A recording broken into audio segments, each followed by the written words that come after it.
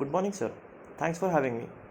I'm Ritvik Pandey, and today I'm here to present my master's thesis titled Data Driven Fluid Dynamics for Turbulent Flow Modeling under the guidance of Professor Rajaram Lakkaraju. So, why is fluid dynamics useful to us? A lot of real world problems like drag and lift forces on the car, which directly affect the fuel efficiency, similar forces on airplane to keep it stable in midair, heat transfer and mixing in IC engines, forces on a cricket ball, which causes the swing, cooling our cooling of our laptops, flow of molten metal while manufacturing. They all require a solution to Navier-Stokes equation, which governs how fluid motion takes place. This equation is one of the unsolved millennium problems, and hence the technique of numerical simulations and experimental analysis is used. While experiments produce more reliable results, they aren't easy to be conducted and require costly internal experiments, making it infeasible to be used non-commercially. On the other hand, numerical simulations require a lot of computational resource and are very slow to be carried out, even for simpler geometries. This problem gets even magnified when the flow is turbulent in nature. Let us see several real world examples. So, I'm an aircraft designer and I want to test some modifications which might give me better lift to drag ratios. I have tested several different geometries and input velocities and see how the performance changes. Each new simulation would take weeks to converge, even on the fastest high performance computers, even when done only for the parts of geometries. Not only that, but it generates terabytes of data where I only need surface values, which might just be 8% of it. This all severely restricts my capability to try new geometries and bring revolutionary change to my domain. Another real world requirement could be that I'm a student who just started with computational fluid dynamics and want to experiment things on my own. I do not have access to high performance computers and have to run these simulations on my laptop, which take days even for simple 2D airfoil simulation. This also generates huge amount of data which is neither required by me nor is feasible to be stored locally. These all factors significantly contribute to hamper my ability to learn and understand the field better. So why do we wish to employ data-driven methods to our aid? Major requirement of these method is already addressed by ample amount of data generated while simulations which could help in future estimation of results. These methods offer a wealth of techniques which could be used to extract deeper meaningful information. These methods work a lot faster and are simpler to use, hence removing the barrier of knowledge. They could be used to reduce the dimensionality of the problem, thereby further making them easier to work with. The only problem with such approaches is that they work like black boxes, which we would try to solve in this work, making them more reliable.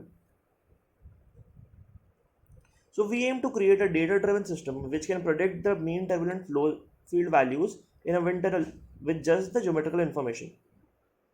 This system is to be trained with multiple examples of the simulation results already created and must follow the baseline physics when predicting on newer geometries. So Navier-Stokes equation is one of the most famous unsolved problems in mathematics which governs the fluid dynamics. They consist of a mass conservation equation on the left side and three conservation for momentum conservation in three directions.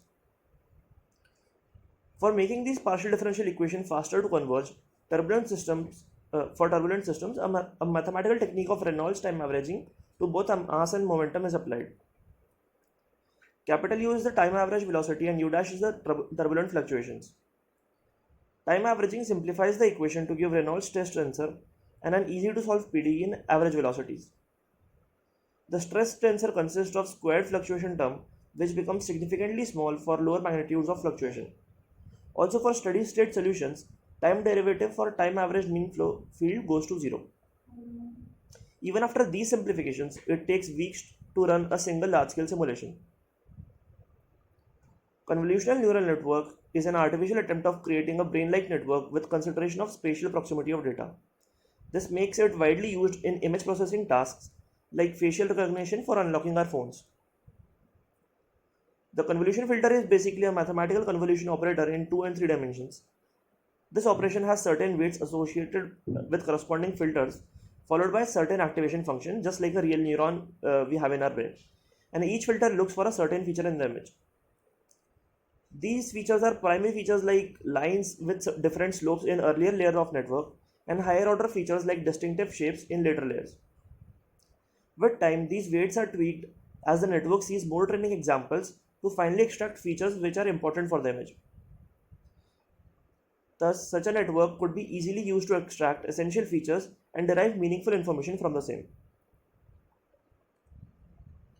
Generating large amount of simulation data was not possible on the laptop, but that's what makes this model special. Instead of other models of similar scale which required more than 10,000 samples, I was able to train and generalize the results of the model with less than 700 samples due to the physics constraint we applied for faster conversions. RAN simulations were performed on an OpenFOAM solver. The domain dimensions were 260 mm in the streamwise direction and 120 mm in the direction perpendicular to the flow, which were later resized to 128 cross 64 pixels using cubic interpolation.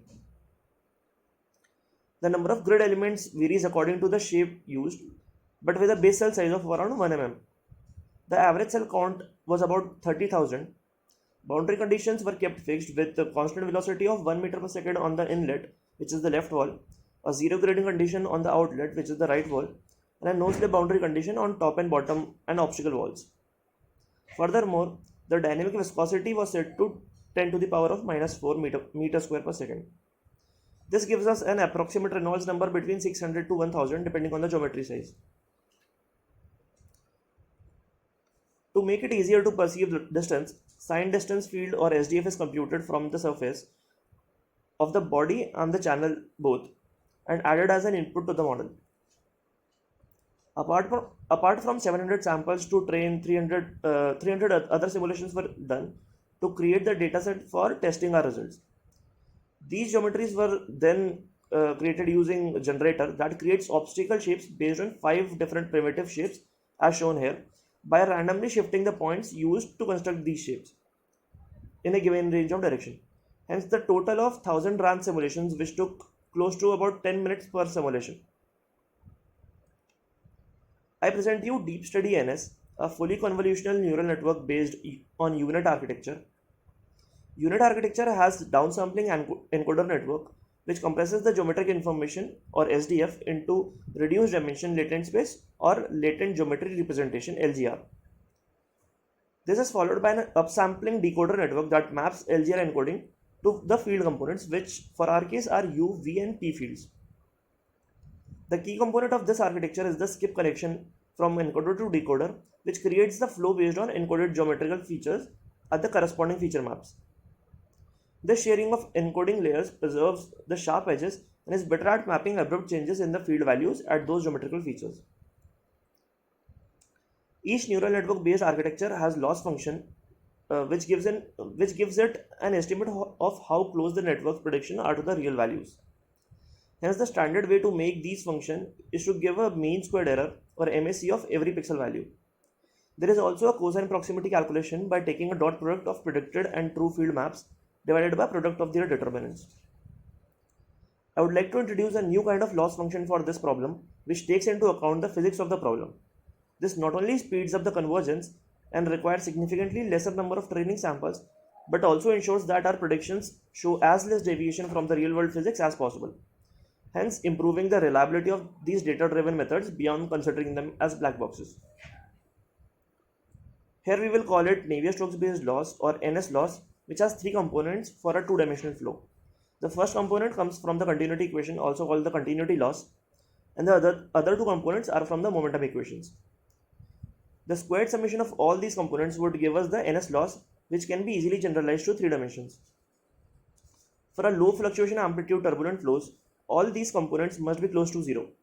As the network never explicitly makes them 0, all the rest deviation is directly contributed by the Reynolds stress terms addressed earlier, which is learned from the data shown to the model.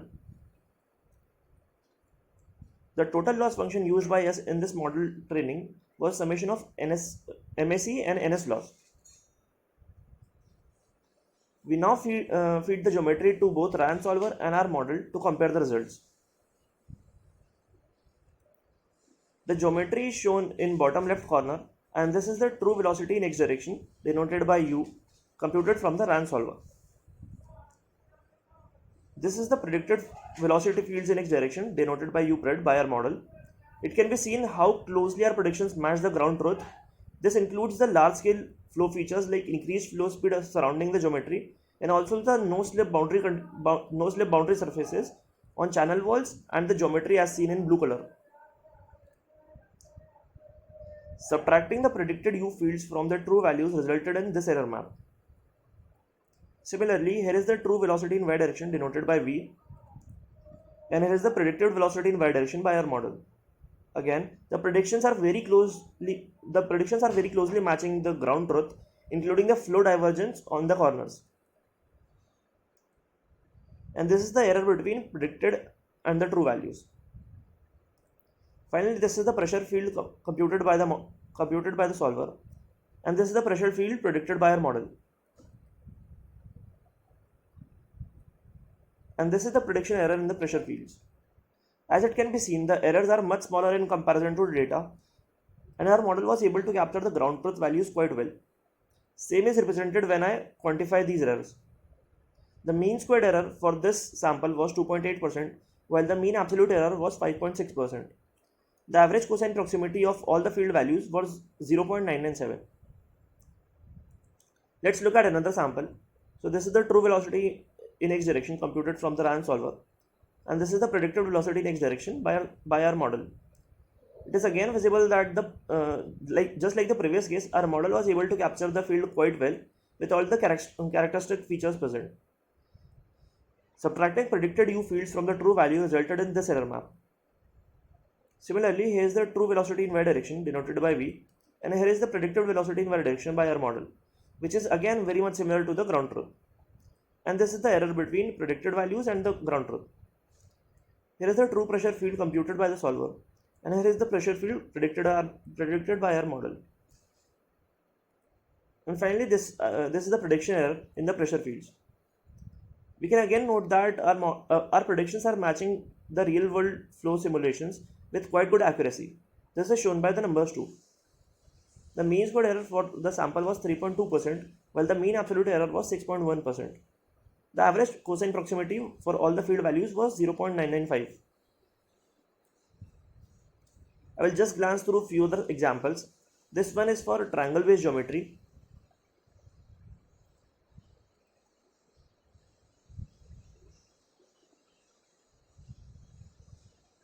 And these are the results for rhombus like geometry.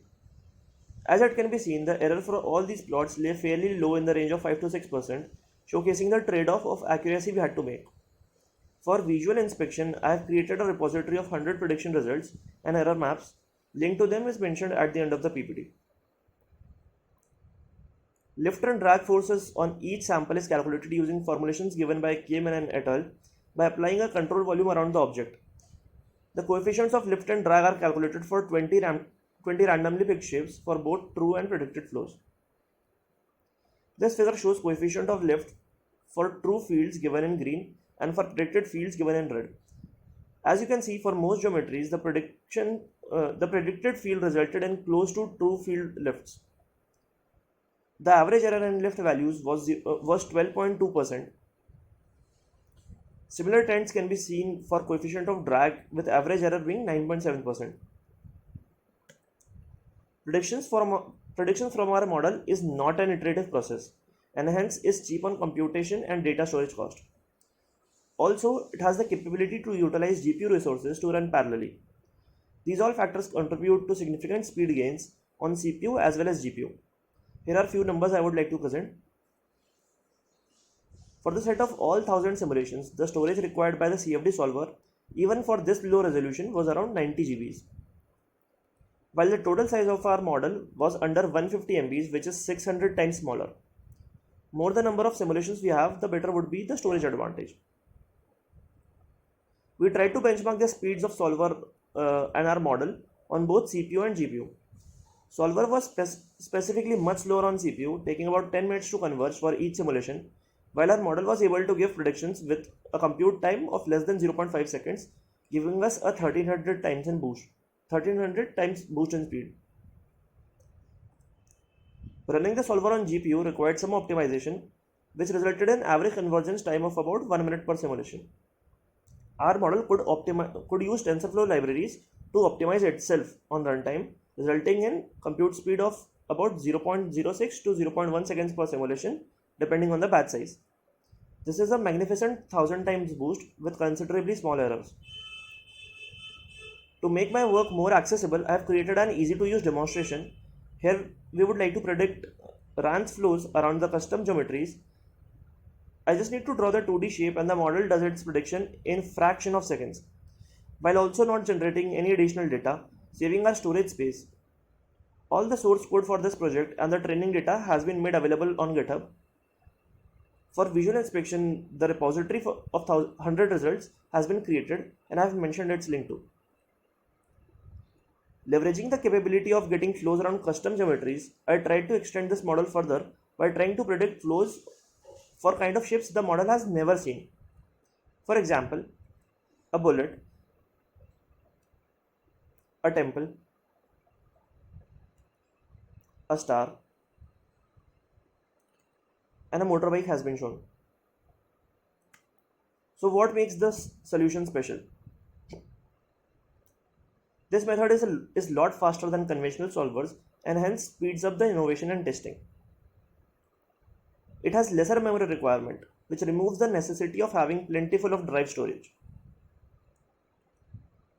This method facilitates us to fetch data like lift, drag, and average flows on our laptops, which earlier took hours for finer mesh refinements, and hence making the field of CFD more accessible. Scope of this model could be expanded easily by training it with larger dataset and with better refinement. Unlike other data-driven approaches, this method relies on real-world physics, making it a more reliable system. This also helps us in training the model with relatively minuscule amount of data.